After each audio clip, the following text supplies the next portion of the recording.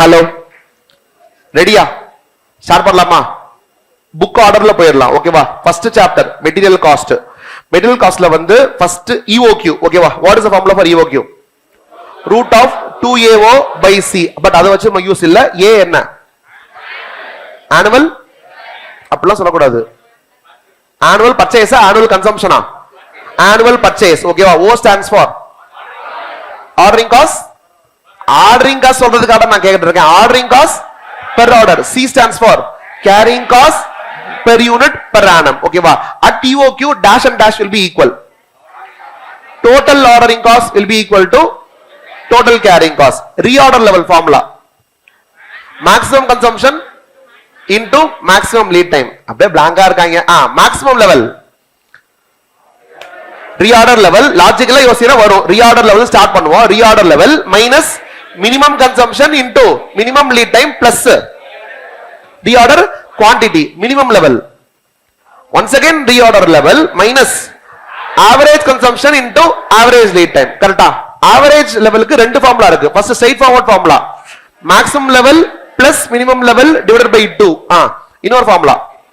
minimum level plus half of ROQ. ஞாபகம் வருதா? danger level.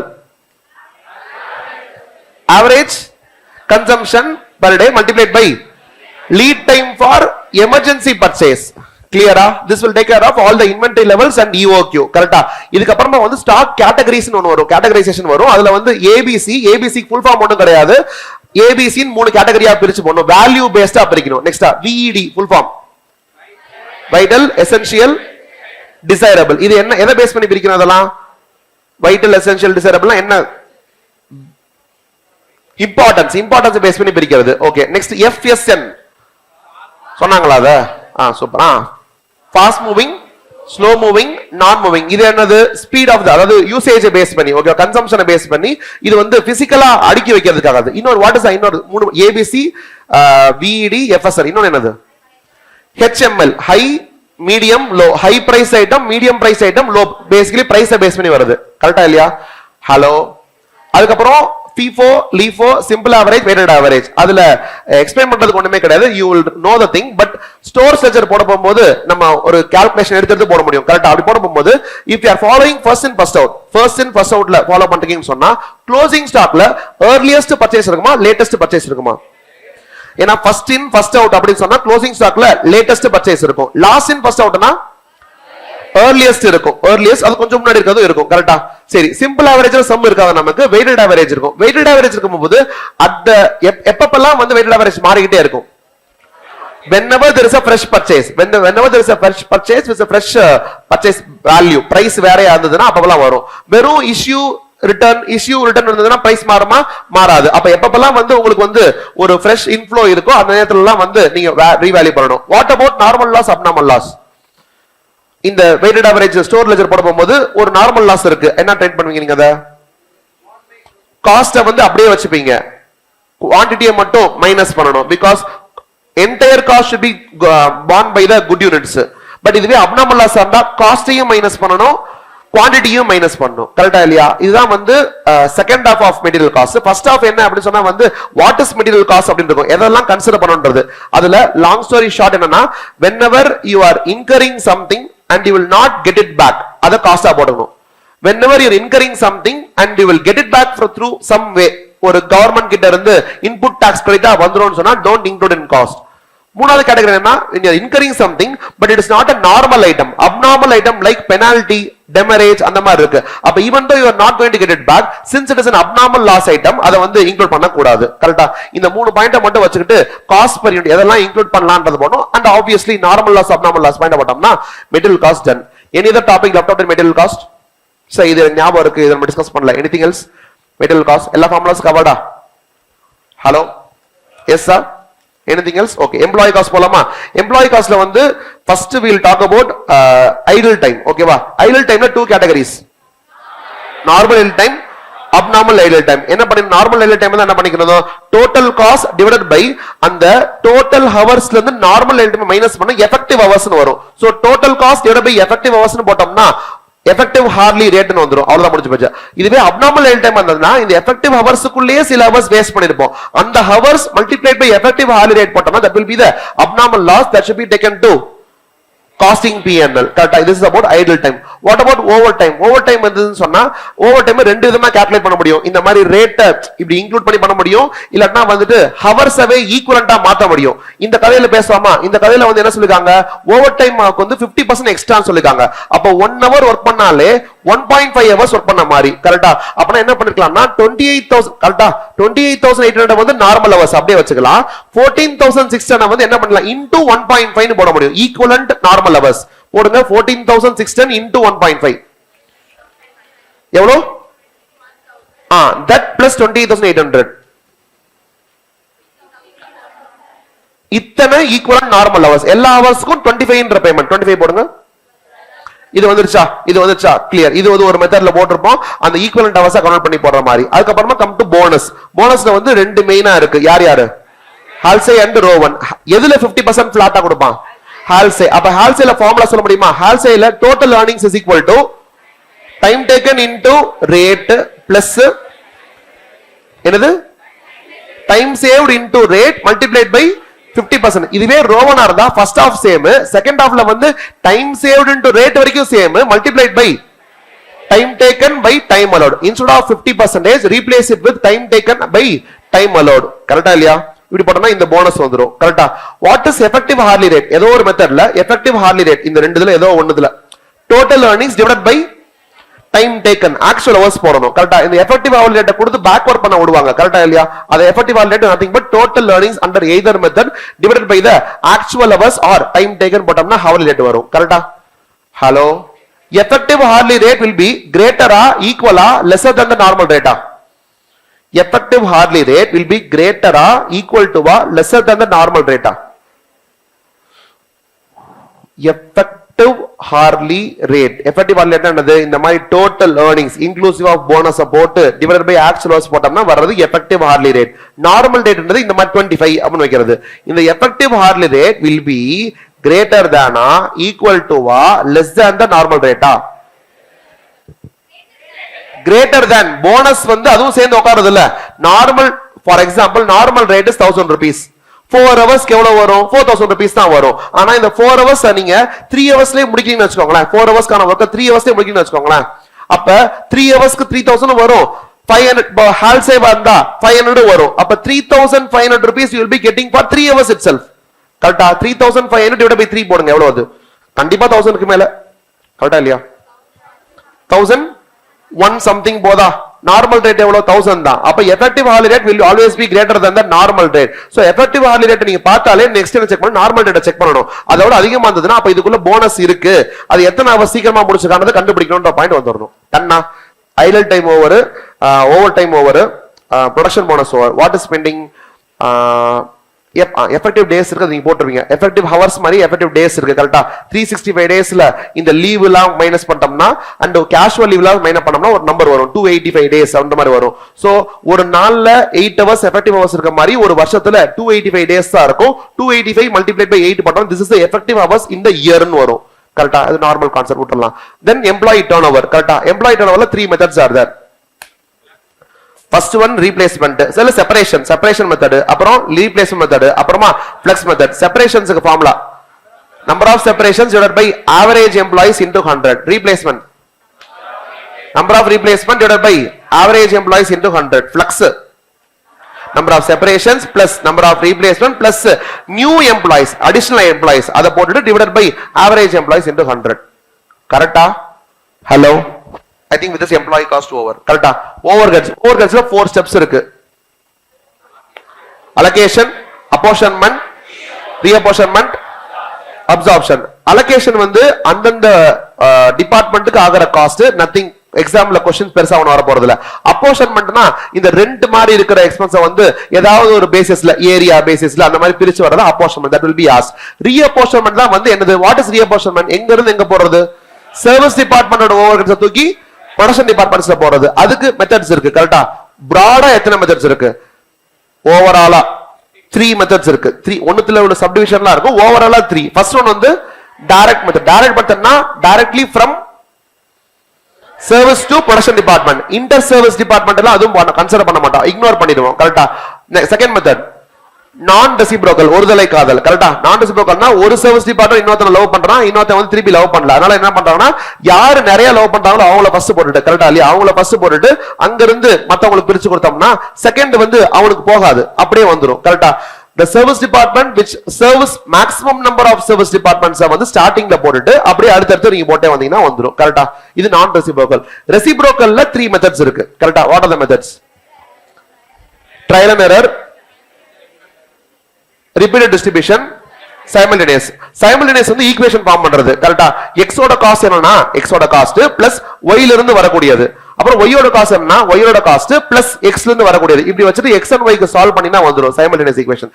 Trial and எரர்னா இந்த allocation, apportionment, ரீஅப்போர்ஷன்மென்ட், allocation அப்போர்ஷன்மென்ட் பண்ணிட்டு total போடணும். போட போகும்போது சர்வீஸ் டிபார்ட்மெண்டோட காஸ்ட மட்டும் எடுத்து தனியா எழுதிட்டு x and y தான் சர்வீஸ் டிபார்ட்மெண்ட், அவன மட்டும் தனியா எழுதிட்டு x ல இருந்து அங்க 10%, y ல இருந்து இங்க 5%, இப்படி போட்டே போணும். Continue the process until you get it to single digit number. single digit number க்கு அதுக்கு அப்புறம் டோட்டல் எடுத்துக்கணும். டோட்டல் எடுத்துக்க அப்புறம் இங்க இருந்து 10% கொடுத்திருக்காமா, ரிமைனிங் 90% மட்டும் மீதி ஆளுக்கு போடணும். இவன் இங்க இருந்து 5% கொடுத்திருக்காமா, ரிமைனிங் 95% மட்டும் ப்ரொடக்ஷன் டிபார்ட்மெண்ட் தூக்கி போடணும். கரெக்ட்டா? ஹலோ, சரி, ஓகே. அப்படி போட்டோம்னா என்ன மெத்தட் இது?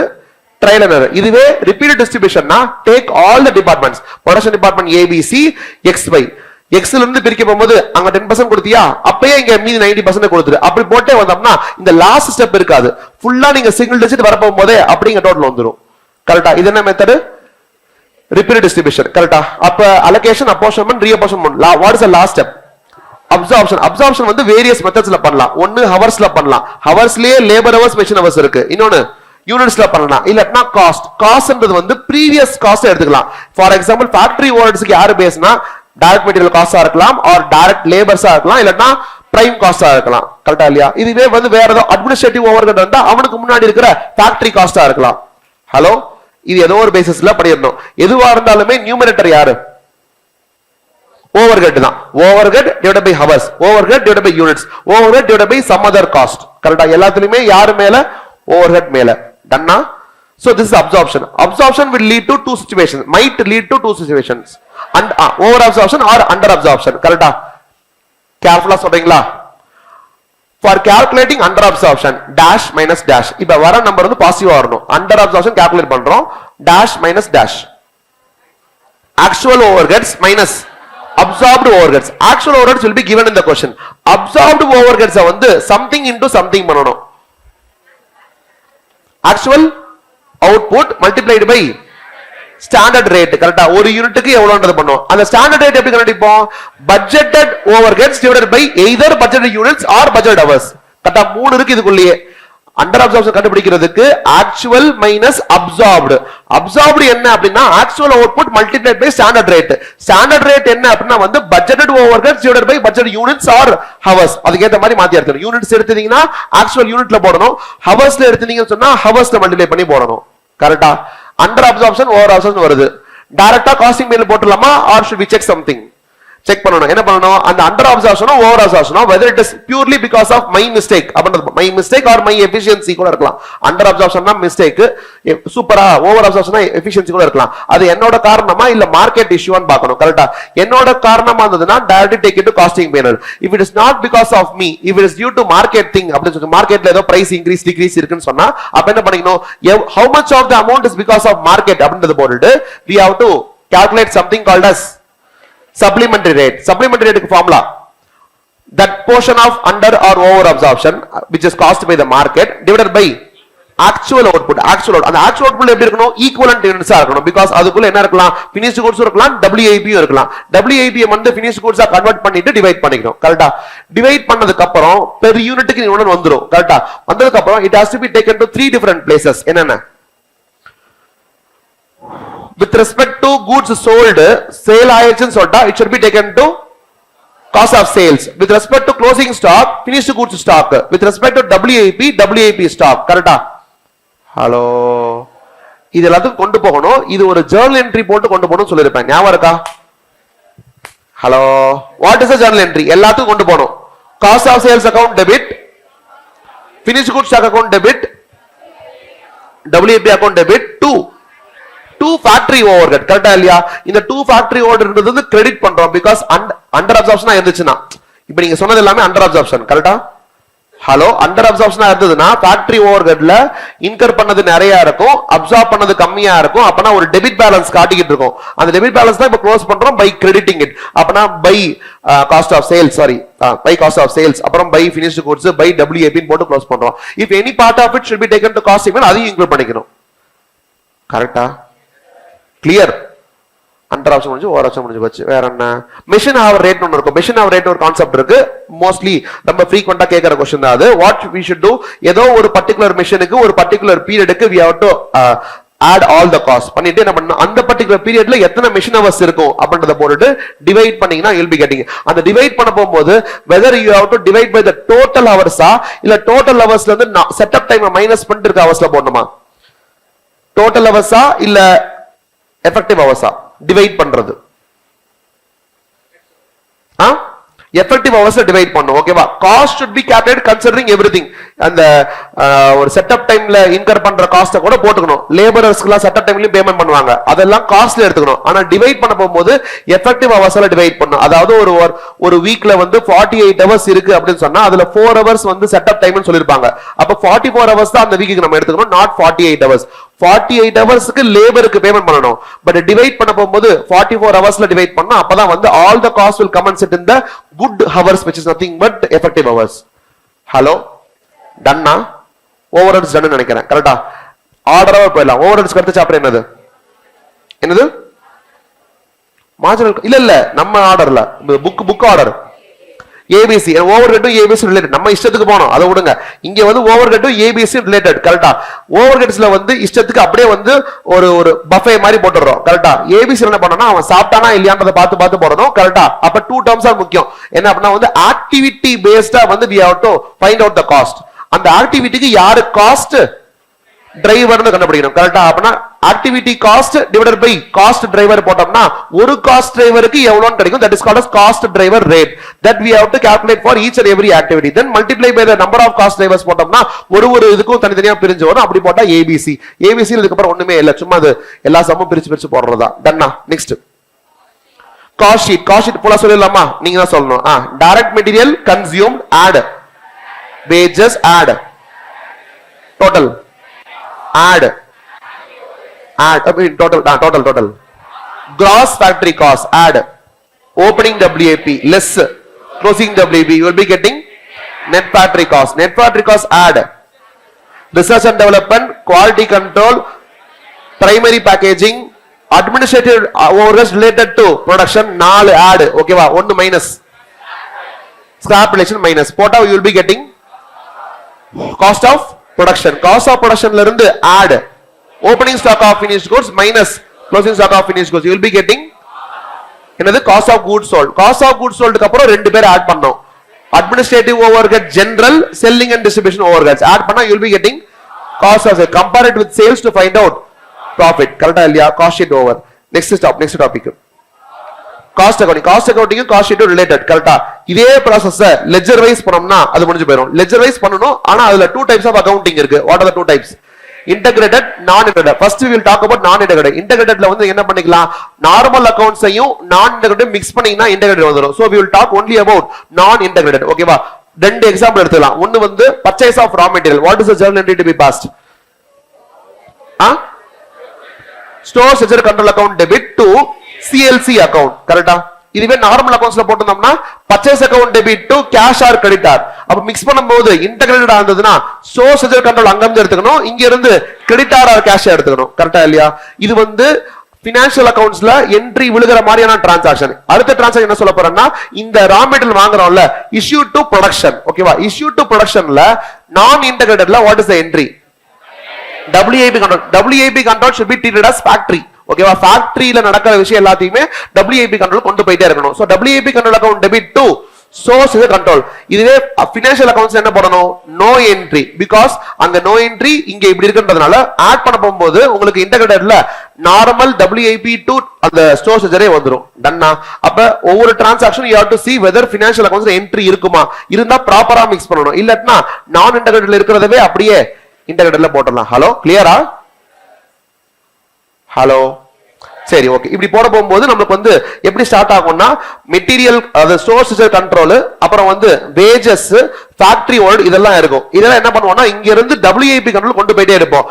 மெட்டீரியல்ல இருந்து WIP, வேஜஸ்ல இருந்து WIP, அண்ட் ஆல்சோ மெட்டீரியல்ல இன்டைரக்ட் மெட்டீரியல் வந்து ஃபேக்டரி ஓவர்ஹெட் கொண்டு போவோம், வேஜஸ்ல இன்டைரக்ட் வேஜஸ் ஃபேக்டரி ஓவர்ஹெட் கொண்டு போவோம். அப்ப ஃபேக்டரி ஓவர்ஹெட்ல செப்பரேட்டா வந்து இன்டைரக்ட் மெட்டீரியல், இன்டைரக்ட் வேஜஸ்லாம் வந்துரும். ஸ்பெசிஃபிக்கா இன்கர் வேற பண்ணுவோம், இன்டைரக்ட் எக்ஸ்பென்ஸ் வரும். இது எல்லாத்தையும் எடுத்துட்டு அங்க இருந்து கொண்டு போனா அப்சார்ப் பண்றத மட்டும் we will bring it to WIP. அப்ப WIP ஓபன் பண்ணி பாத்தீங்கன்னா மெட்டீரியல் வந்திருக்கும், லேபர் வந்திருக்கும், ஃபேக்டரி ஓவர்ஹெட் வந்திருக்கும்.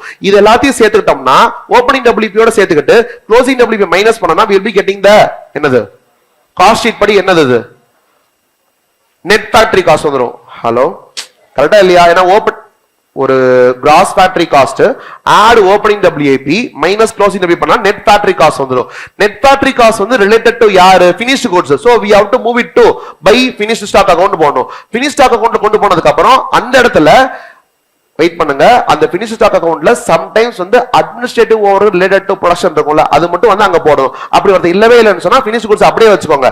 ஏஓஹெச் செப்பரேட்டா இருப்பான், எஸ்ஓஹெச் செப்பரேட்டா இருப்பான். மூணு பேரையும் எங்க கொண்டு போகணும்? காஸ்ட் ஆஃப் சேல்ஸ் கொண்டு வரணும். கரெக்டா? ஹலோ காஸ்ட் ஆஃப் சேல்ஸ் வந்து நெக்ஸ்ட் எங்க கொண்டு போகணும்? காஸ்டிங் P&L கொண்டு வரணும். ஓகேவா? சோ காஸ்டிங் P&L ஓட டெபிட் சைடுல காஸ்ட் ஆஃப் சேல்ஸ் வந்துரும். அப்ப கிரெடிட் சைடுல என்ன வரணும்? சேல்ஸ் வரணும். therefore சேல்ஸ்க்கு என்ன என்ட்ரி? ஜர்னல் என்ட்ரி கேட்டா வந்து CLC account debit to costing P&L தான். அப்ப காஸ்டிங் P&L ஓட கிரெடிட் சைடுல போயிட்டு பை CLC னு போட்டோம்னா சேல்ஸ், காஸ்ட் ஆஃப் சேல்ஸ் இந்த பக்கம் இருக்கு, சேல்ஸ் இந்த பக்கம் இருக்கு. என்னது மேட்ச் பண்ணீங்கன்னா வந்து you will be getting the profit.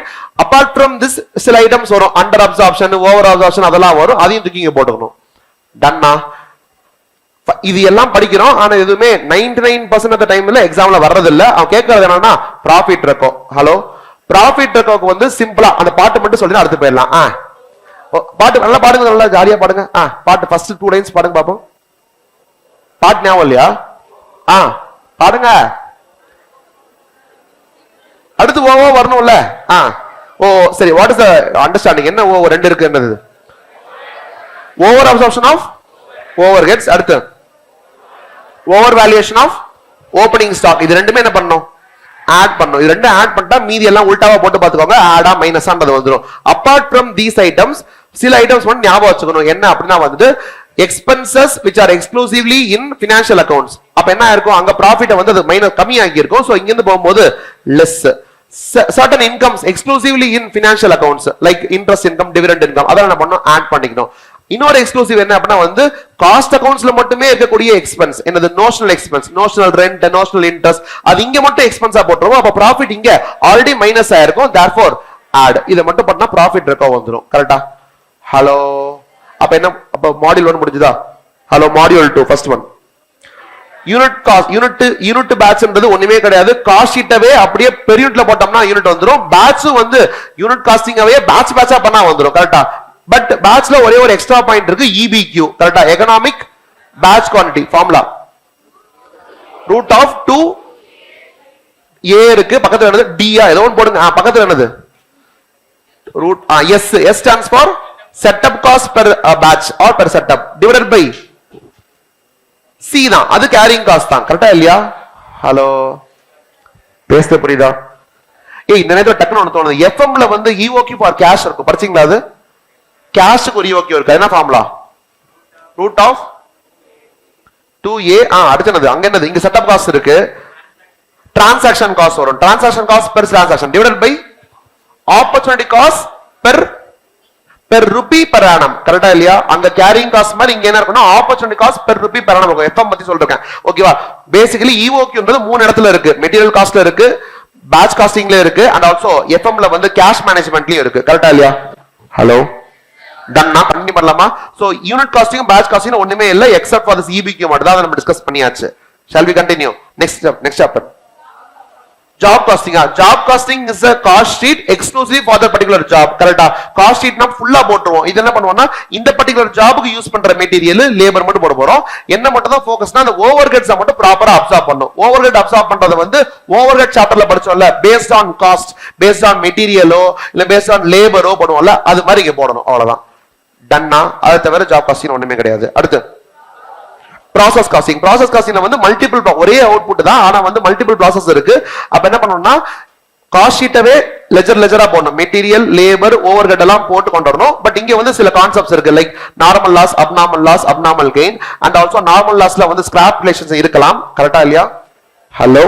Then WIP இருக்கலாம். WIP இருந்ததுன்னா வேல்யூவேஷன் மெத்தட் இருக்கு, ரெண்டு இருக்கு. கரெக்டா இல்லையா? டிஸ்கஸ் பண்ணலாமா? 5 மினிட்ஸ் ஆகும், இது டக்குன்னு முடிக்க முடியாது. கவனிக்கிறீங்களா? First normal loss should be generally normal loss should be valued at 0. Suppose scrap relation irundhuchina it should be valued at scrap realization. Correct? What about abnormal loss? Abnormal loss should be valued at normal cost per unit. எப்படி ஒரு finished goods க்கு என்ன cost per unit இருக்குமோ அதே cost per unit தான் abnormal loss நீங்க value பண்ணணும். So இந்த நார்மல் காஸ்ட் னு சொல்றீங்களே அது எப்படி கால்குலேட் பண்றது? அப்ப கேட்டா வந்து cost per unit is equal to formula total cost and net cost. Net cost. ஏனா total costல இருந்து என்னத மைனஸ் பண்ணனும் நம்ம?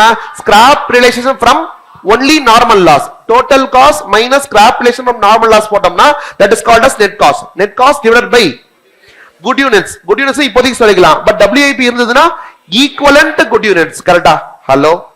இதுக்கு என்ன காஸ்ட் per unit வருதோ அதுதான் finished goods-க்கும் போடணும். அதான் நார்மல் லாஸ், சாரி abnormal loss-க்குமே போடணும். abnormal gain-க்கு obviously நார்மல் லாஸ் மட்டும் தான் 0ல வேல்யூ பண்ணனும், இல்லனா ஸ்கிராப்ல வேல்யூ பண்ணனும். ஹலோ, கிளியரா? கண்டிப்பா பண்ணலாமா? சரி, ஓகே. இப்ப அந்த மாதிரி ப்ராசஸ் ஒன்னு ப்ராசஸ் கொண்டு போயிட்டு இருக்கீங்களா?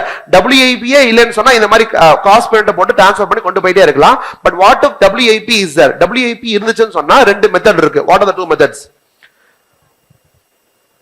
Valuation methods. FIFO மெத்தட் ஒன்னு, இன்னொன்னு வந்து வெயிட்டட் ஆவரேஜ். FIFO கவனிக்கிறீங்களா? FIFO இருந்ததுன்னா நல்லா யோசிச்சு சொல்லுங்க, கரண்ட் இயர் காஸ்ட் மட்டும் எடுக்கணுமா இல்ல ஓபனிங் WIP எடுக்கணுமா? கரண்ட் இயர் காஸ்ட் மட்டும் தான் எடுக்கணும். அப்ப கரண்ட் இயர் காஸ்ட் ஆட் பண்ணி எடுத்துக்கிட்டு டிவைடட் பை போட போகும்போது ஈக்குவல் யூனிட்ஸ் பண்ணும்ல, அந்த ஈக்குவல் யூனிட்ஸ் போட போகும்போது ஓபனிங்ல இருந்து ஃபினிஷ் ஆகும் பாத்தீங்களா, அது அப்படியே 100% எடுக்கலாமா இல்ல ஓபனிங்ல இருந்து எவ்வளவு ரிமைனிங் இருக்கோ அதை மட்டும் எடுக்கணுமா? ஓபனிங்ல இருந்து ரிமைனிங் எவ்வளவு மட்டும் தான். ஓபனிங்ல already 60% கம்ப்ளீட்டட்னா we have to take only the remaining balance 40%. கரெக்ட்டா? வாட் அபௌட் இந்த வருஷம் கிரியேட் பண்ணி போட்டது 100%. What about closing WIP? எவ்வளவு முடிஞ்சிருக்கோ அவ்வளவு முடிஞ்சது. ஓகேவா? அப்ப ஓபனிங்ல பெண்டிங் போர்ஷன், finished goodsல ஃபுல்லாவே, introduced and completedல ஃபுல்லாவே, அப்புறமா introduced and closing WIP வந்தா முடிஞ்ச போர்ஷன் போடணும். இப்படி போட்டோம்னா we will be getting one equivalent units. current year cost divided by இந்த equivalent units போட்டோம்னா we will be getting the cost per unit. இத எடுத்து நீங்க அப்படியே அப்போர்ஷன் பண்ணனும், எல்லாத்துக்கும் அப்போர்ஷன் பண்ணனும். கரெக்ட்டா? அப்போர்ஷன் பண்ணும்போது அந்த opening finished opening WIP finish ஆச்சு பாத்தீங்களா, அதுல இந்த காஸ்டையும் போடணும், ஆல்ரெடி இருக்கிற ஓபனிங் WIP அப்படியே வந்து ஆட் பண்ணனும். கரெக்ட்டா? ஞாபகம் இருக்கா பேசுறது எல்லாமே? ஹலோ, ரீகால் பண்ண முடியுதா? சப்போஸ் இதுவே வெயிட்டட் ஆவரேஜா இருந்தா கரண்ட் இயர் காஸ்ட் மட்டும் எடுக்கணுமா இல்ல ஓபனிங் WIP ஆட் பண்ணிக்கணுமா? ஓபனிங் WIP ஆட் பண்ணிக்கணும். இந்த சிச்சுவேஷன்ல ஓபனிங் WIP ல இருந்து பெண்டிங் மட்டும் எடுக்கணுமா ஃபுல்லாவே எடுத்துறலாமா? ஃபுல்லாவே எடுக்கலாம். ஃபுல்லாவே எடுத்துறலாம். அப்படின்றதுனால opening and completed, introduce and completed split அப்பே தேவை கிடையாது. ஃபுல்லாவே finished goods னா finished goods என்னன்னு போடணும்? finished goods னா 100%, க்ளோசிங் WIP னா மட்டும் எவ்வளவு பர்சன்டேஜ் அந்த பர்சன்டேஜ் போட்டு போடணும். கரெக்ட்டா? டோட்டல் காஸ்ட் மேலேயுமே ரெண்டு காஸ்ட் இருக்கு, கீழேயுமே வந்து ஓபனிங்கோட கவுண்ட் இருக்கு. அதனால இப்ப போட்டோம்னா வேற ஒரு காஸ்ட் வரும். இந்த cost is called as weighted average cost per unit. இத போட்டு நீங்க அப்போர்ஷன் பண்ணோம்னா இந்த நேரத்துல வந்து ஓபனிங் WIP வேல்யூ தனியா கொண்டு வந்து ஆட் பண்ண வேண்டிய அவசியம் இல்ல. It is already included in the cost per unit. கிளியரா? ஹலோ, இப்படி போட்டீங்கன்னா ப்ராசஸ் காஸ்டிங் வந்துரும். ப்ராசஸ் காஸ்ட் வேற இருக்கு. இன்டர் ப்ராசஸ் ப்ராஃபிட் இருக்கு. யூசுவலா இதான் concept. Suppose inter process profit ஒரு நிமிஷம் அப்நார்மல் லாஸ் இருந்துச்சுன்னு சொன்னா அப்நார்மல் லாஸ்ல இருக்க ஸ்கிராப் வேல்யூவை அட்ஜஸ்ட் பண்ணிட்டு தான் நீங்க வந்து காஸ்டிங் மேல கொண்டு போகணும். கரெக்ட்டா? Abnormal loss is a separate account. அதுல கூட உங்களுக்கு ஸ்கிராப் ரிலேஷன் வரும். CLC போட்டுக்கணும். கரெக்ட்டா? போட்டதுக்கு அப்புறம் ரிமைனிங் நெட் அமௌண்ட் மட்டும் தான் you have to take into costing method. Same thing applies for even abnormal gain. abnormal gainயும் ஃபுல்லா காஸ்டிங் மேல கொண்டு போக முடியாது. abnormal gainல இருந்து அந்த மிஸ் பண்ற என்னது ஸ்கிராப் வேல்யூவை மைனஸ் பண்ணிக்கிட்டு மிஸ் பண்றோம்ல, ஏன்னா abnormal gain ஆயிடுச்சுல, அந்த மிஸ் பண்ற ஸ்கிராப் ரிலேஷனை மைனஸ் பண்ணிட்டு நெட் அமௌண்ட் ஆக்குற கெயினை மட்டும் you have to take into costing method. கிளியரா? Final point is inter-process profit. இதெல்லாம் காஸ்ட்ல ட்ரான்ஸ்ஃபர் பண்ணுவோம். From process 1 to process 2 we will be transferring it at cost so far. But இப்ப inter-process profitல மட்டும் we will add a profit percentage and transfer it to the next process. இதுல எங்க பிரச்சனை வந்தா process 1ல no issue. Process 2ல என்ன இருக்கும்னா process 1ல இருந்து profit add ஆகி வந்திருக்கும், திருப்பி இங்க ஒரு profit இருக்கும். அப்பனா profit on profit வரதுக்கான சான்ஸ் இருக்கு. அதனால while transferring from process 2 process 2ல இருந்து process 3 போனாலும் சரி ஆர் finished goods போனாலும் சரி, அந்த டிரான்ஸ்ஃபர் பண்ண போகும்போது டோட்டல் காஸ்ட் ப்ராஃபிட் இருக்குல, அந்த இடத்துல கேர்ஃபுல்லா இருக்கணும். நீங்க process 2ல இருக்க ப்ராஃபிட்ட மட்டும் ப்ராஃபிட் காலத்துல போட கூடாது. how much of the process 1 profit which is going to get transferred அதையும் சேர்த்து போடணும். Basically two levels of profit இருக்கும். process 2 profit இருக்கும், process 1 ல இருந்து closing stockல இல்லாம transfer ஆகிற profit இருக்கும். கரெக்ட்டா இல்லையா? ஹலோ, ஒரு சம் இருக்கு, இது மட்டும் உங்களுக்கு கரெக்ட்டா ஞாபகம்னா அந்த சம்ம மட்டும் பாத்துருங்க. ஓகேவா? process 2 ஓட transfer total cost profit அது மட்டும் போட தெரிஞ்சதுன்னா முடிஞ்சு போச்சு அந்த சம். டன்னா? So process costing over. next joint product by product. ஓகேவா? joint product by product வந்து ரீசன்ட்டா தான் படிச்சோம், ஞாபகம் நினைக்கிறேன் எனக்கு தெரிஞ்சு. joint product by product ரெண்டு பார்ட்டுமே வந்து ஹை வேல்யூ ஐட்டம் அந்த பாயா இருந்ததுன்னா, ஓகேவா, பாயா இருந்ததுன்னு சொன்னா வந்து joint product. இதுவே வந்து ஒரு பாய் ஒரு கேர்ள் இருந்ததுன்னா வந்து பாய் வந்து மெயின் ப்ராடக்ட், கேர்ள் வந்து பை ப்ராடக்ட் ஆயிரும். அப்படி இருக்கும்போது if they are joint products நிறைய மெத்தட்ஸ் இருக்கு, 6 மெத்தட்ஸ் இருக்கு, அந்த 6 மெத்தட்ஸ்ல பிரிக்கணும். இதுவே பை ப்ராடக்ட் இருந்தா ஆப்ஷன் இருக்கு, என்ஆர்வி மட்டும் கால்குலேட் பண்ணி மைனஸ் பண்ணலாம், ஆர் காஸ்டிங் பீரியட்ல கிரெடிட் பண்ணி விடலாம்.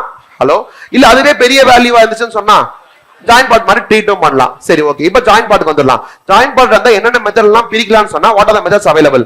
பிசிக்கல் மெஷர் கேஜி லிட்டர் அதுல பிரிக்கிறது. அப்புறம் average unit cost method, basically units base பண்ணி பிரிக்கிறது. அப்புறம் sale value at split off, அடுத்து sale value after further processing. Next NRV net realisable value, how to calculate realisable value? Sale value after further processing minus, ஞாபகம் வருதா இல்லையா? ஓகேவா?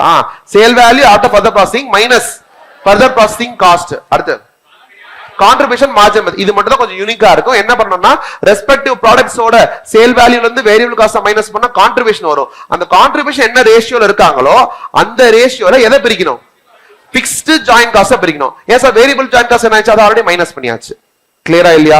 இத்தனை மெத்தட்ல போட்டு விடணும். இதுல என்ன டைப் ஆஃப் சம்ஸ் வரணும்னா வந்து whether you have to further process or not, அதாவது ப்ராஃபிட்டை மேக்ஸிமைஸ் பண்ணணும்னா இப்பவே விக்கலாமா இல்ல ஃபர்தர் ப்ராசஸ் பண்ணலாமான்னு சொல்லிட்டு மல்டிபிள் ப்ராடக்ட்ஸ் கொடுப்பான். 5 ப்ராடக்ட் இருக்கும், எதெல்லாம் ஃபர்தர் ப்ராசஸ் பண்ணலாம், எதெல்லாம் ஸ்பிட் ஆஃப்லயே விக்கலாம் அப்படின்ற மாதிரி கேட்க சான்ஸ் இருக்கு. அந்த சம் தான் மெயின். ஒன்னு காஸ்ட்டை பிரிச்சு விடு அப்படியே முடிச்சிடலாம், இல்லாட்டா வந்து எதெல்லாம் ஃபர்தர் ப்ராசஸ் பண்ணலாம், எதை இப்ப விக்கலாம். இது 2 டைப்ஸ் ஆஃப் சம்ஸ் தான் பாசிபிள். டன்னா? அடுத்து next service costing. Service cost jolly, எந்த ஃபார்முலாவும் கிடையாது, எதுவுமே சொல்ல முடியாது, ஃபார்முலாவே கிடையாது. அந்த क्वेश्चनல என்ன சொல்லிருக்கானோ அது இங்கிலீஷ் உங்களுக்கு என்ன புரியுதோ அதை பார்த்து போட வேண்டியதுதான். அதுல வந்து மெயினான கான்செப்ட் என்னன்னா வந்து ஈக்குவலன்ட் யூனிட்ஸ் மட்டும் தான். ஃபார் எக்ஸாம்பிள் ஹோட்டல் எக்ஸாம்பிள் மட்டும் பேசலாம். ஹோட்டல் எக்ஸாம்பிள்ல list out all the cost, food cost, laundry cost, housekeeping எல்லாத்தையும் ஆட் பண்ண டோட்டல் காஸ்ட் வந்துரும். கரெக்ட்டா? டோட்டல் காஸ்ட்ல any management will require a particular percentage of profit. Total காஸ்ட்ல ப்ராஃபிட் ஆட் பண்ணி டோட்டல் ரெவென்யூ ன்னு வந்துரும். கரெக்ட்டா? ஹலோ, அந்த ப்ராஃபிட் பாத்துக்கணும், ஆன் காஸ்டா ஆன் ரெவென்யூவான்னு பார்த்தோம், அதை பேஸ் பண்ணி ரெவென்யூ கண்டுபிடிச்சணும். ஓகேவா? டோட்டல் ரெவென்யூ கண்டுபிடிச்சதுக்கு அப்புறம் இதை வந்து நம்ம எப்படி ரெக்கவர் பண்றது? ஹோட்டலா இருந்தா ரூம் டேஸ் வந்து ரெக்கவர் பண்ண போறோம். கரெக்டா? ரூம் டே, ஒரு ரூம் ஒரு நாளுக்கு சொன்னா ரூம் டேன்னு ஒரு காம்பினேஷன் வந்துரும். எத்தனை ரூம் டேஸ் இருக்குன்றத கால்குலேட் பண்ண போகும்போது ஒரு சின்ன விஷயம் இருக்கும். If all the rooms R similar, பிரச்சனையே இல்ல, டிவைட் பண்ணிடலாம். பட் சில ரூம்ஸ் வந்து கொஞ்சம் ஒரு எக்ஸ்ட்ரா ஃபீச்சர்ஸ் இருக்கு, டீலக்ஸ், சூப்பர் டீலக்ஸ் அந்த மாதிரி இருக்குன்னு சொன்னா அவங்க எல்லாருக்கும் சேம் பிரைஸ் வைக்க முடியாது. Management has to decide how much should be the difference. இவனுக்கு 100 ரூபாய் இருந்தா அவனுக்கு 200, டபுள் த ரேட் இருக்குன்னு சொன்னா அது ஒரு ஃபார்ம் ஆகும், ஈக்குவேஷன் ஆகும். இது 1 இருந்தா இவன் டபுள், இவன் 5 மடங்குன்னு இருக்கும். அப்ப 1 2 5 அப்படின்றத ஈக்குவலன்ஸ் ஓட மீனிங். கரெக்ட்டா? அப்பனா எத்தனை ரூம்ஸ் இருக்கோ மல்டிப்ளைட் பை இவன் 1 சிங்கிள், இவன் வந்து 2, இவன் into 5 சொன்னா all the types of rooms will be converted into the lowest possible category. அந்த single room, normal single room, டீலக்ஸ்லாம் இல்லாம சாதாரண சிங்கிள் ரூமா கன்வெர்ட் ஆயிருமா. அப்படி பண்ணிட்டோம்னா டோட்டல் ரெவென்யூ டிவைடட் பை இத்தனை ரூம்ஸ் போட்டோம்னா ஒரு சிங்கிள் ரூமுக்கு ஒரு டேக்கு என்னன்றது வந்துரும். இது கிடைச்சதுக்கு அப்புறம் into 2 பண்ணா அந்த டீலக்ஸ், into 5 பண்ணோம்னா சூப்பர் டீலக்ஸ்ன்ற மாதிரி வந்துரும். கரெக்ட்டா இல்லையா? ஹலோ, இதே concept can be applied for anything. ஒரே ஒன்று மட்டும் வித்தியாசமா இருக்கும், இந்த டிரான்ஸ்போர்ட்டேஷன்ல மட்டும் கமர்ஷியல் 10 கிலோமீட்டர் ஞாபகம் இருக்கா? கமர்ஷியல் 10 கிலோமீட்டர் இருக்கு, அப்சல்யூட் 10 கிலோமீட்டர் இருக்கு. ஒன்னு சிம்பிள் ஆவரேஜ், ஒன்னு வெயிட்டட் ஆவரேஜ். யார் சிம்பிள் ஆவரேஜ்? சிம்பிள் ஆவரேஜ் யாரு? கமர்ஷியலா அப்சல்யூட்டா? சூப்பர்.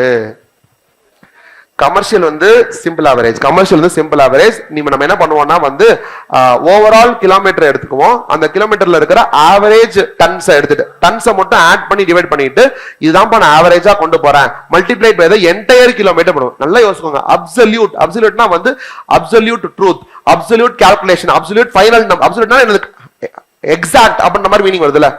ஹலோ, அப்ப அப்சல்யூட்னா வெயிட்டட் ஆவரேஜ். ஏன்னா எத்தனை கிலோமீட்டருக்கு எத்தனை டன்னை கொண்டு போறோம் அப்படின்றது அக்யூரேட்டா போட்டோம்னா அப்சல்யூட் 10 கிலோமீட்டர். கமர்ஷியல் அப்படின்றது வந்து சும்மா போடுறது. ஓகேவா? சும்மா போடுறதுன்னும் போது சிம்பிள் ஆவரேஜ். சிம்பிள் ஆவரேஜ் வந்து கரெக்டான நம்பரை கொடுக்காது. கரெக்டா இல்லையா? Commercial is simple average, absolute it's weighted average. எப்படி ஞாபகம் வச்சுக்கிறதுன்னு கேட்டா அப்சல்யூட் வச்சுக்கோங்க. அப்சல்யூட்னா அக்யூரேட், அக்யூரேட்னா வந்து வெயிட்டட் ஆவரேஜ் தான். சிம்பிள் ஆவரேஜ்ன்றது வந்து அக்யூரேட்டா கொடுக்காது. கரெக்டா? தப்பு தப்பா தானே இருக்கும் அது. கரெக்டா? if you forgotten the number, அந்த கால்குலேஷன் வந்து போச்சுனா ஒரே ஒரு சம் இருக்கும். ஒரு லாரியில 6 டன்ஸ் கொண்டு போற மாதிரி ஒரு சம் இருக்கும். அந்த சம்ஸ் மட்டும் பாத்துக்கோங்க. 12 journeys across A to B. கரெக்டா? ஹலோ, நடுவுல C ல வேற இறக்கி விடுவா. அந்த ஒரு சம் மட்டும் பாத்துக்கோங்க. அதுல வந்து நம்ம ரெண்டுத்தையும் போட்டுருப்போம். சிம்பிள் ஆவரேஜ் அதாவது கமர்ஷியல் 10 கிலோமீட்டரையும் வெயிட்டட் ஆவரேஜ் அதாவது அப்சல்யூட் 10 கிலோமீட்டர் போட்டிருப்போம். அந்த ஒரு சம் மட்டும் பாத்துக்கோங்க. டன்னா? ஐ திங்க் இதோட நம்ம சர்வீஸ் காஸ்டிங் முடிச்சு விட்டலாம். அடுத்தது standard costing. Jolly. Standard costing ஜாலியா இருக்கலாம். ஓகேவா? மெட்டீரியல் இருந்து ஆரம்பிக்கலாம். ஓகேவா? காலம் ஹெட்டிங் சொல்லலாம். ஓகேவா? Standard quantity into standard price. அடுத்தது actual quantity into standard price. அடுத்தது இன்டு ஆக்சுவல் பிரைஸ். இது போட சிம்பிளஸ்ட் மெட்டீரியல் காஸ்ட். கரெக்டா? ஃபர்ஸ்ட் டிஃபரன்ஸ் வந்து என்னன்னா வந்து மெட்டீரியல் யூசேஜ் வேரியன்ஸ். அடுத்தது வந்து மெட்டீரியல் பிரைஸ் வேரியன்ஸ். டோட்டல் போட்டா மெட்டீரியல் காஸ்ட் வேரியன்ஸ். இதுலயே வந்து multiple products, multiple raw materials சொன்னா ஸ்டாண்டர்ட் குவாண்டிட்டி இன்டு ஸ்டாண்டர்ட் பிரைஸ்க்கு அப்புறம் என்ன பண்ணும்? ரிவைஸ்ட் ஏதோ ஒன்னு வச்சுக்கோங்க. Revised quantity. ஓகேவா? Revised quantity into standard price. அப்புறமா actual quantity into standard price போட்டீங்கன்னா அப்புறம் கடைசில பிரைஸ் வந்துரும். இப்போ வந்து இந்த யூசேஜே ரெண்டா பிரிஞ்சிரும். ஃபர்ஸ்ட் என்ன வரும்னா வந்துட்டு ஈல்ட் வேரியன்ஸ் வந்துரும். அடுத்தது வந்து மிக்ஸ் வேரியன்ஸ் வந்துரும். ஈல்டுக்கு இன்னொரு பேர் என்ன? Sub usage variance. கரெக்டா? மிக்ஸுக்கு மிக்ஸ் தான். ஓகே. அப்புறம் பிரைஸ் வேரியன்ஸ் இருக்கும். கரெக்டா? இந்த இவனையும் ஈல்டையும் மிக்ஸையும் ஆட் பண்ணினா யூசேஜ் வந்துரும். யூசேஜையும் இவனையும் ஆட் பண்ணினா டோட்டல் காஸ்ட் வேரியன்ஸ் வந்துரும். கரெக்டா? Labour cost. கரெக்டா இல்லையா? லேபர் காஸ்டும் இதே மாதிரி தான். என்ன பண்ண மாத்திக்கணும்? குவாண்டிட்டிக்கு பதிலா ஹவர்ஸ், பிரைஸுக்கு பதிலா ரேட், யூசேஜுக்கு பதிலா எஃபிஷியன்சி. கரெக்டா? யூசேஜுக்கு பதிலா எஃபிஷியன்சி. இதெல்லாம் சேமா தான் இருக்கும். கரெக்டா? பிரைஸ் வேரியன்ஸ், ரேட் வேரியன்ஸ் ஆயிரும் சிம்பிளஸ்ட் வெர்ஷன்ல. ஓகேவா? பட் லேபர்ல வந்து ஒரு யூனிக்கான ஒரு ஐட்டம் இருக்கு. என்னது? அப்நார்மல் என்ன time? idle time. Basically idle time variance is there. கரெக்ட்டா?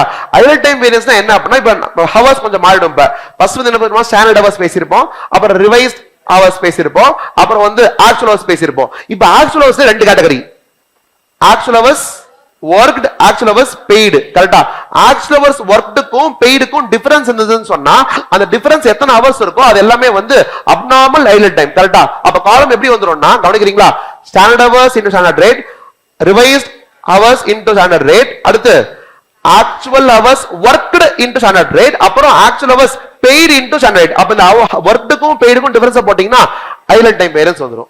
கடைசில வந்து actual hours paid தானே இருக்கு, into standard rate இருக்கான்ல, அப்படியே into actual rate போட்டோம்னா rate variance வந்துரும். கிளியரா இல்லையா?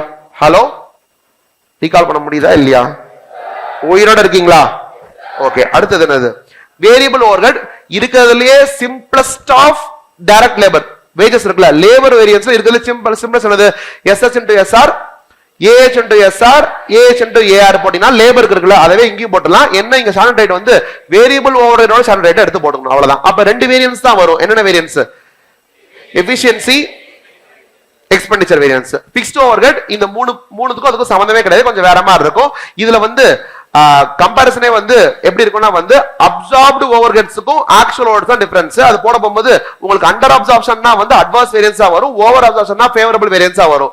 அப்ப ஓவரால் காஸ்ட் வேரியன்ஸ் வந்து ரெண்டா பிரிக்க முடியும். ஒன்னு வால்யூம் வேரியன்ஸ், இன்னொன்னு வந்து எக்ஸ்பெண்டிச்சர் வேரியன்ஸ். இந்த வால்யூம்க்குள்ள ஸ்பிளிட் இருக்கு. அதுக்கு you should be knowing 3 types of hours. என்னென்ன hours? Standard hours, actual hours, budget hours. கரெக்ட்டா? ஸ்டாண்டர்ட் ஹவர்ஸ்க்கும் ஆக்சுவல் ஹவர்ஸ்க்கும் இருக்க காலத்துல போட்டீங்கன்னா you will be getting efficiency variance. actual hoursக்கும் budget hoursக்கும் போட்டா will be getting capacity variance. கடைசில இருக்குது expenditure. இந்த capacity குள்ளவே ரெண்டா பிரிக்க முடியும். கரெக்ட்டா? calendar வர முடியும். எப்ப calendar வரும்னா வந்து number of daysல சேஞ்ச் இருந்ததுனா என்ன பண்ணிக்கிறது? budget hours for 25 இந்த சம்ல போட்ட மாதிரி 25 days, budget hours for 24 days னு போடணும். அப்ப capacity வந்து இந்த 24 குள்ளேயே முடிச்சு விட்டுட்டு 24 க்கும் 25 daysக்கும் உள்ள ஒரு டிஃபரன்ஸ் இருக்குல, அது என்னன்னு போடணும்? நம்ம calendar variance னு போடணும். கிளியரா? போட்டுருவீங்களா? மிஸ்ஸிங் பாயிண்ட் சம் போட்டுருவீங்களா? ஒரு ஒரு சம் ஞாபகம் இருக்கா? ஒரு 10 மார்க்ஸ் சம் நான் எடுத்து போட்டேன். அந்த 500 ரூபாய் இது அனௌன்ஸ் பண்ணல, அந்த சம மட்டும் இப்பயாச்சும் இன்னொரு தடவை எடுத்து போட்டு பாருங்க. ஓகேவா? அன்னைக்கே நான் போட சொல்லிருந்தேன், போட்டீங்கன்னா எனக்கு தெரியல. ஃப்ரெஷ்ஷா எடுத்துட்டு அது வந்து மே 23 நினைக்கிறேன். மே 23யோட எக்ஸாம் கொஸ்டின். அது மே 23 10 மார்க்ஸ் கொஸ்டின் இருக்கும். ஓகேவா? ஆமா, மே 23 தான். ஓகே, மே 23யோட எக்ஸாம் கொஸ்டின். அதை மட்டும் எடுத்து போட்டு அதை இப்ப போட முடிஞ்சதுன்னா ஃபைன், எல்லாமே தெரிஞ்ச மாதிரி தான் அர்த்தம். கரெக்டா? ஹலோ, ஸ்டாண்டர்ட் காஸ்டிங் அடுத்தது மார்ஜினல் காஸ்டிங் ஆரம்பிக்கலாமா? சூப்பர் ஜாலியா இருக்கும். ஓகேவா? மார்ஜினல் காஸ்டிங் இட்லி கடை. ஓகேவா? Selling price minus variable cost போட்டோம்னா கான்ட்ரிபியூஷன். கான்ட்ரிபியூஷன் சொல்றீங்கன்னா நிறைய ஃபார்முலா இருக்கு இதுல. Contribution divided by selling price into 100 போட்டோம்னா contribution divided by sales into 100 போட்டோம்னா பிவி ரேஷியோ வந்துரும். கரெக்ட்டா? இப்ப சிலது சொல்றேன், கரெக்ட்டா நீங்க மிஸ்ஸிங் பேர் சொல்லிட்டே வாங்க. ஓகேவா? பிபி சேல்ஸ் இருக்குல, full form break even point sales. BP sales into PV ratio போட்டா what will be getting? Fixed cost. Margin of safety இருக்குல, margin of safety எப்படி கால்குலேட் பண்றது? Total sales minus BP sales பண்ணா margin of safety வரும். அந்த margin of safety ல போயிட்டு PV ratio multiply பண்ணோம்னா profit வந்துரும். அப்ப BP sales ல PV ratio போட்டா fixed cost, margin of safety ல PV ratio போட்டோம்னா profit. ஏன்னா total sales ல போயிட்டு நீங்க PV ratio பண்ணா total contribution வரும். கான்ட்ரிபியூஷன்ல இருந்து பிக்ஸ் காஸ்ட் மைனஸ் பண்ணா ப்ராஃபிட் வரப்போகுது. ஹலோ, கரெக்ட்டா? பிகாஸ் ஆஃப் திஸ் கால்குலேஷன் வேற சில ஃபார்முலாஸ் வரும். என்ன அப்படின்னா fixed cost divided by PV ratio, BEP sales, profit divided by PV ratio, margin of safety. கரெக்ட்டா? மார்ஜின் ஆஃப் சேஃப்டி அமௌண்ட் வந்துரும். கரெக்ட்டா? மார்ஜின் ஆஃப் சேஃப்டி பர்சன்டேஜ் எப்படி கால்குலேட் பண்றது? Margin of safety amount divided by sales into 100. கரெக்ட்டா? BEP in units, fixed cost divided by contribution per unit. Single part வந்து அப்படி பண்ணலாம். Multiple parts இருந்ததுன்னா sales mix இருக்கணும். கரெக்ட்டா? சேல்ஸ் மிக்ஸ் இருக்கணும். அந்த சேல்ஸ் மிக்ஸ் வந்து யூனிட்ஸ்ல இருக்கா இல்ல வேல்யூல இருக்கான்னு பார்க்கணும். யூனிட்ஸ்ல இருந்தா எப்படி போடுறது? Weighted average contribution per unit போடணும். கரெக்ட்டா? கான்ட்ரிபியூஷன் பெர் யூனிட் எடுத்துட்டு வெயிட்டட் ஆவரேஜ் கண்டுபிடிக்கணும். கரெக்ட்டா? 3/4 இன்டு இது 1/4 இன்டு இதுன்னு போடணும். கரெக்ட்டா? இட்லி வடை ஞாபகம் இருக்கா? இட்லி வடை கம்பைன் பண்ணி இட்லி வடை சேர்ந்து ஒரு காம்பினேஷன் ஒன்று போட்டு ஞாபகம் இருக்கா? அந்த ரவுண்டு 3 4. ஹலோ, சரி, அதுல போட்டோம்னா இதுக்கு 3, அதுக்கு 4, இதுக்கு 3.75 ஒன்னு வந்திருக்கும். கரெக்ட்டா? அப்பனா வந்து ஃபிக்ஸ்ட் காஸ்ட் டிவைடட் பை அந்த 3.75 போட்டோம்னா ஒரு கவுண்ட் வரும். அந்த கவுண்ட் வந்து it is a combination of idli and vada. அப்ப என்ன பண்ணிக்கணும்? டோட்டல் கவுண்ட் எடுத்துட்டு இன்டு 3/4 போட்டோம்னா இட்லி, இன்டு 1/4 போட்டோம்னா வடை வரும். இது வந்து நமக்கு if the sales mix is on the units. இதுவே sales mix is on the value வந்ததுன்னா யூனிட் வச்சே போடக்கூடாது. எதை வச்சு போடணும்? பிவி ரேஷியோ வச்சு போடணும். கரெக்ட்டா? எல்லா ப்ராடக்ட்டுக்கும் பிவி ரேஷியோ கண்டுபிடிச்சிட்டு பிவி ரேஷியோல போய் வெயிட்ட போடணும். கரெக்ட்டா? 3/4 into PV ratio, 1/4 into PV ratio போட்டோம்னா வெயிட்டட் ஆவரேஜ் பிவி ரேஷியோ வரும். கரெக்ட்டா? இந்த நேரத்துல வந்து fixed cost divided by weighted average PV ratio போட்டோம்னா BB sales in terms of value வரும். கரெக்ட்டா? அந்த வேல்யூல போயிட்டு இவனோட 3 இன்டு 3/4 1/4 போட்டோம்னா அந்த ரெஸ்பெக்டிவ் வேல்யூ வந்துரும். கிளியரா? பேசிக்கலி யூனிட்ஸ்ல சேல்ஸ் மிக்ஸ் இருந்தா பிபி இன் யூனிட்ஸ் ஃபார்முலா வச்சு போடணும். இதுவே வந்து வேல்யூல இருந்ததுன்னா BEP in terms of value in the sense PV ratio divide பண்ணி வருதுல அந்த ஃபார்முலால போடணும். அவ்வளவுதான் டிஃபரன்ஸ். டன்னா? சரி, ஓகே. அப்புறம் வந்து limiting factor. What is limiting factor? அதெல்லாம் எனக்கு தெரியாது சார். எப்படி சம் போட முடியாது. Limiting factor is any factor that limits the production. அவ்வளவுதான் limiting factor. Limiting factor is any factor of production that limits the production. அப்படி இருந்தா என்ன பண்ணணும்? கான்ட்ரிபியூஷன் பெர் யூனிட் பார்க்க முடியாது, கான்ட்ரிபியூஷன் பெர் லிமிட்டிங் ஃபேக்டர் பார்க்கணும். எல்லா ப்ராடக்ட்டுக்கும் கான்ட்ரிபியூஷன் பெர் யூனிட் போட்டுட்டு அந்த பெர் யூனிட் கான்ட்ரிபியூஷனை வந்து டிவைட் பண்ணணும். எதனால நம்ம என்ன எக்ஸாம்பிள் சொன்ன ஞாபகம் இருக்கா? மாவு. கரெக்ட்டா? இட்லி தோசை ரெண்டுத்துக்கு ஒரே மாவு யூஸ் பண்றோம். இதுக்கு ஒரு கரண்டி மாவு போகுது, அதுக்கு 3 கரண்டி மாவு தேவை. அப்பனா இட்லியோட கான்ட்ரிபியூஷன் டிவைட் பை 1 தான், பட் தோசையோட கான்ட்ரிபியூஷன் டிவைட் பை 3 ன்னு போடுவோம். அப்பனா வந்து பெர் யூனிட் ஆஃப் பெர் கரண்டி தோசை ஆஃப் பெர் கரண்டி மாவு ஆஃப் என்னது சொல்றது கான்ட்ரிபியூஷன்ல யார் ஹையரோ அவனை நம்ம சூஸ் பண்ற மாதிரி இருக்கும். கரெக்ட்டா இல்லையா? ஹலோ, இது கான்ட்ரிபியூஷன். இது வந்து லிமிட்டிங் ஃபேக்டர். வேற வந்து ஷட் டவுன் பாயிண்ட் பார்க்கலாமா? ஷட் டவுன் பாயிண்ட்க்கு என்ன formula? Total fixed cost minus shut down cost. Shut down பண்ணிருந்தாலும் என்ன காஸ்ட் இன்டர் பண்ணுமோ அதை மைனஸ் பண்ணிட்டு டிவைடட் பை கான்ட்ரிபியூஷன் பை. இன்னொரு ஆல்டர்னேட் ஃபார்முலா வந்து அவாய்டபிள் ஃபிக்ஸ்ட் காஸ்ட். கரெக்ட்டா? Avoidable fixed cost divided by contribution by போட்டா அந்த யூனிட் வரல. அந்த யூனிட் ஆச்சு நம்ம சேல் பண்ண முடிஞ்சதுன்னா we have to continue the கடை, இல்லன்னா வந்து ஷட் டவுன் பண்ணிட்டு போயிடணும். டன்னா? சரி, okay. Indifference point. difference in fixed cost divided by difference in variable cost. நிறைய பேர் வாயை திறக்கவே இல்ல. ஞாபகம் வருதா இல்லையா? இன்டிஃபரன்ஸ் பாயிண்ட் ஞாபகம் வருதா இல்லையா? Labour intensive production, capital intensive production. Labour இன்டென்சிவ்னா வந்து நிறைய பிசிக்கல் ஒர்க் இருக்கும், மெஷின் வந்து கொஞ்சமா யூஸ் பண்ணுவோம், டிப்ரிசியேஷன் கம்மியா இருக்கும். இதுவே கேபிட்டல் இன்டென்சிவ்னா மக்கள் கம்மியா இருப்பாங்க, பட் நிறைய பெரிய மெஷின் யூஸ் பண்ணுவோம், ஃபிக்ஸ்ட் காஸ்ட் அதிகமா இருக்கும். Difference in fixed cost divided by difference in variable cost போட்டா ஒரு கவுண்ட் வரும். That is the level of production. Suppose அதுதான் நம்ம டிமாண்ட் வெச்சுக்கோங்களேன். அந்த லெவல்ல I am indifferent between labour intensive and capital intensive because total cost under two methods will be same. இதுவே வந்து இன்டிஃபரன்ஸ் பாயிண்ட் கூட நான் ரீச் பண்ணல, அதை விட நான் கம்மியா தான் இருக்கேன்னு சொன்னா எதை சூஸ் பண்ணணும்? ஃபிக்ஸ்ட் காஸ்ட் கம்மியா இருக்கறத சூஸ் பண்ணணும். பேசிக்கலி லேபர் இன்டென்சிவ் சூஸ் பண்ணணும். கரெக்ட்டா? இதுவே நான் வந்து இன்டிஃபரன்ஸ் பாயிண்ட் தாண்டி நான் இருக்கேன்னு சொன்னா, என் டிமாண்ட் அதை தாண்டி இருக்குன்னு சொன்னா capital intensive basically fixed cost அதிகமா இருக்குது. ஃபிக்ஸ்ட் காஸ்ட் அதிகமா இருந்தா என்ன கம்மியா இருக்கும்? வேரியபிள் காஸ்ட் கம்மியா இருக்கும். அப்ப வேரியபிள் காஸ்ட் கம்மியா இருக்க நான் சூஸ் பண்ண போறேன். ஹலோ போட்டுருவீங்களா? வேற என்ன பார்த்தோம்? மார்ஜினல் காஸ்ட் வேற ஏதாவது ஃபார்முலா மிஸ் அவுட் இருக்கா? கான்செப்ட் என்னது? Desirable profit. ஓகே. இப்போ என்னன்னா வந்து நம்ம பிஇபி சேல்ஸ் தான் பார்த்திருக்கோம். சம்டைம்ஸ் வந்து இவ்வளவு ப்ராஃபிட் எனக்கு வேணும்னு சொல்லுவாங்க. இந்த பட்ஜெட்ல கூட வந்துச்சு கரெக்ட்டா. This much fixed cost is there, this much profit I want. அப்ப என்ன பண்ணிக்கணும்? Fixed cost plus desired profit போட்டா desired contribution divided by PV ratio போடலாம், சேல்ஸ் வந்துரும். இல்லன்னா கான்ட்ரிபியூஷன் பெண்ட் போடலாம், கவுண்ட் வரும். அந்த டிசைர்டு யூனிட்ஸ் வரும். கரெக்ட்டா? சரி, வேற என்ன? அவ்வளவுதானா? எஸ்ஸா? வேற ஞாபகம் இருக்கா? என்னமா?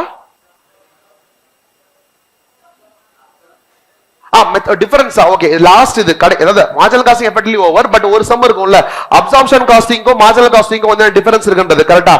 கவனிங்க, எல்லாமே வந்து சேமா இருக்கும். ஒரே ஒரு பாயிண்ட்ல மட்டும் தான் டிஃபரன்ஸ். எந்த பாயிண்ட்ல டிஃபரன்ஸ் அது சொல்லுங்க. க்ளோசிங் ஸ்டாக் வேல்யூவேஷன்ல closing stock valuation under absorption costing கோ closing stock valuation under marginal costing கோ ஒரே ஒரு பாயிண்ட்ல மட்டும் தான் டிஃபரன்ஸ். என்ன காஸ்ட் அது? ஃபிக்ஸ்ட். என்ன காஸ்ட்? ஃபிக்ஸ்ட் ஓவர்ஹெட்லயே 3 இருக்குல்ல, ஃபேக்டரி, அட்மினிஸ்ட்ரேஷன், செல்லிங் இருக்கு. இப்போ எதுல டிஃபரன்ஸ் இருக்கும்? ஃபிக்ஸ்ட் ஃபேக்டரி ஓவர்ஹெட்ஸ் மட்டும் தான் டிஃபரன்ஸ். சார் அப்ப ஃபிக்ஸ்ட் அட்மினிஸ்ட்ரேட்டிவ் ஓவர் டிஃபரன்ஸ்க்கான ரெண்டுலயுமே எடுக்க மாட்டோம். அத அட்மினிஸ்ட்ரேட்டிவ் ஓவர்ஹெட்னாலே ரெண்டுலயும் எடுக்க மாட்டோம். செல்லிங் அண்ட் டிஸ்ட்ரிபியூஷனால ரெண்டுலயும் எடுக்க மாட்டோம். Material both tick, labour both tick, expense both tick. ஓவர்ஹெட்ல அதுவும் ஃபேக்டரி ஓவர்ஹெட்ல வேரியபிள் ஃபேக்டரி ஓவர் ரெண்டுலயும் டிக். ஆனா ஃபிக்ஸ்ட் ஃபேக்டரி ஓவர்க்கு வந்து அப்சார்ப்ஷன்ல மட்டும் தான் டிக், எதுல டிக் இல்ல? மார்ஜினல் டிக் இல்ல. Because of this cost difference இருக்கிறதுனால க்ளோசிங் ஸ்டாக் வேல்யூவேஷனும் டிஃபரன்ஸ் இருக்கும். எதுல க்ளோசிங் ஸ்டாக் வேல்யூ ஹையரா இருக்கும்? அப்சார்ப்ஷன்ல க்ளோசிங் ஸ்டாக் வேல்யூ ஹையரா இருக்கும். பிகாஸ் ஆஃப் தி ப்ராஃபிட் ஹையரா இருக்கும். க்ளோசிங் ஸ்டாக் அதிகம்னா ப்ராஃபிட் அதிகமா இருக்கும். கரெக்ட்டா? So difference in closing stock will lead to difference in profit. அத மட்டும் நம்ம ரெகன்சிலேஷன் பண்ணி காட்டணும். ப்ராஃபிட் டிஃபரன்ஸ் இவ்வளவு இருக்கு. என்ன காரணம்னா க்ளோசிங் ஸ்டாக்ல இவ்வளவு டிஃபரன்ஸ் இருக்கு, ஓபனிங் ஸ்டாக்ல இவ்வளவு டிஃபரன்ஸ் இருக்கு. இதையும் நெட் பண்ணி பார்த்தீங்கன்னா ஆன்சர் வந்துரும். டன்னா? Marginal costing done. Next budget. Budget தான் பேசணும். ஓவராலா சும்மா சம்மரைஸ் பண்ணலாம். பட்ஜெட்டிங்ல வந்துட்டு only 2 types of sums are possible. என்ன? ஒன்னு வந்து flexible budget கேட்பாங்க. ஒரு பர்టిక్యులர் யூனிட்ஸ்க்கு கொடுத்துட்டு இந்த யூனிட்ஸ்னா எவ்வளவு போடணும். அப்ப வந்து only thing is we have to focus on the cost. Cost can be categorized into 3: variable cost, fixed cost, semi variable cost. Variable cost இருந்தா ப்ரொபோர்ஷனட்டா இன்க்ரீஸ் பண்ணி ஓட்டணும். ஃபிக்ஸ்ட் காஸ்ட் வந்தா ஒண்ணுமே இல்லாம சேஞ்ச் பண்ணாம வைக்கணும். செமி வேரியபிளா இருந்தானா அதுக்குள்ள இருக்கக்கூடிய ஃபிக்ஸ்ட் காஸ்ட் கண்டுபிடிக்கணும். how to find out? change in cost divided by change in units போட்டனா variable cost per unit கிடைக்கும். அத வந்து multiply by the number of units போட்டீங்கன்னா total cost வந்து அந்த total variable cost minus பண்ணா you will be getting the balance figure as fixed cost. அந்த fixed cost அப்படியே வச்சிட்டு நீங்க இப்ப போற flexible budget எத்தனை யூனிட்ஸோ அந்த unit multiply by variable cost per unit பேச புரியுதா இல்லையா? பிளஸ் இந்த fixed cost போடணும். ஹலோ, இத போட்டிங்கனாலே flexible budget ஓவர். கரெக்ட்டா? இன்னொரு டைப் ஆஃப் சம் என்னது? இந்த பேக்வர்ட் பண்றது, தலைகீழா சாப்பிடுறது. கரெக்ட்டா இல்லையா? எப்படி தலைகீழா சாப்பிடுறா? ஸ்டார்டிங் ஃப்ரம் என்னது? Sales or demand. டிமாண்ட்ல இருந்து என்ன பண்ணனும்? Add closing stock of finished goods minus opening stock of finished goods பண்ணோம்னு சொன்னா we will be getting the number of units to be produced. Number of units to be produced ல இருந்து multiplied by the consumption per unit போட்டோம்னா number of units to be consumed or kgs to be consumed வரும். கரெக்ட்டா? consumed ல இருந்து add closing stock of raw material minus opening stock of போட்டோம்னா purchase வரும். purchase quantity தான் அது, multiplied by the price போட்டீங்கன்னா purchase budget வந்துரும். மீதிலாம் ஆட்டோமேட்டிக்கா ஃபார்ம் ஆயிரும். கிளியரா? ஃபைனலி ரேஷியோஸ் மட்டும் பெண்டிங் இருக்கு. சொல்லலாமா? லாஸ்ட் பார்ட் கரெக்ட்டா சொல்றீங்களா? Hello, efficiency ratio standard hours divided by actual hours last வந்து வரும். கரெக்ட்டா இல்லையா? efficiency லாஸ்ட் வந்து வரும். விஸ்வரூபம் வரும். லாஸ்ட் வந்து வரும். ஓகேவா? efficiency வந்து standard hours divided by actual hours. அடுத்து வந்து capacity actual by budget hours. கரெக்ட்டா? அடுத்து என்னது? Activity ratio standard hours by budget hours. இப்படி பாத்தீங்கன்னா வந்து என்ன இருக்குன்னா வந்து இங்க ஸ்டாண்டர்ட் பை பட்ஜெட் இருக்கு, இங்க ஸ்டாண்டர்ட் பை ஆக்சுவல், இங்க ஆக்சுவல் பை பட்ஜெட். அப்ப ஆக்சுவல் கேன்சல் ஆயிருது. சோ ஸ்டாண்டர்ட் பை பட்ஜெட் வருது. therefore activity ratio is equal to capacity ratio multiplied by efficiency. என்ன ஞாபகம் பாருங்க? அது எப்படி ஞாபகம் பாருங்க? yes a b c d e. ஓகேவா? அப்படி ஞாபகம் பாருங்க. இது வந்து 3 ரேஷியோ முடிஞ்சது. தென் கேலண்டர் ரேஷியோ இருக்கு. என்ன பை என்ன? Shortcut formula actual working days divided by budget working days into 100. கரெக்ட்டா இல்லையா? அதுக்கப்புறம் ரெண்டு கேவலமான ரெண்டு ஃபார்முலா இருக்கு. அது மட்டும் சொல்லலாமா? ஸ்டாண்டர்ட் கெபாசிட்டி யூசேஜ் ரேஷியோ இருக்கு. அதுக்கு நியூமரேட்டர் யாரு மட்டும் சொல்லுங்க? Budget hours. கீழ என்னது? Maximum possible hours. அடுத்த கேவலமான ஃபார்முலா என்ன? Actual capacity usage. நியூமரேட்டர் யாரு? Actual hours. டினாமினேட்டர் அதே மேக்ஸிமம். கிளியரா? முடிச்சலாம் இதோட. தேங்க்யூ.